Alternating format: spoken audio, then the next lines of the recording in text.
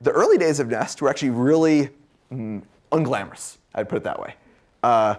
So Tony and I met at Madeira at Rosewood for lunch, kind of between his house and my office at the time. And we kind of had our big brainstorm, like, this is something we should probably investigate, something we should definitely look at. And actually, we spent 6 months investigating and looking.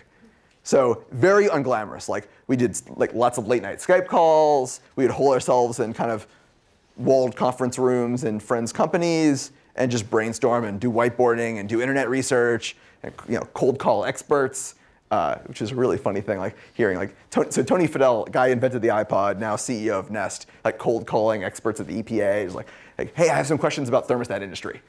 And people actually asked and answered. It was great.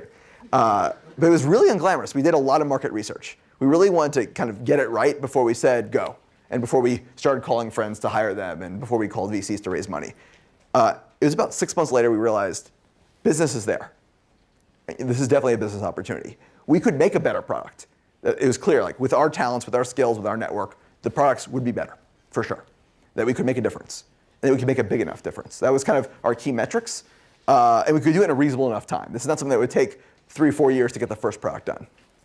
And once we had that, then we started pitching first employees.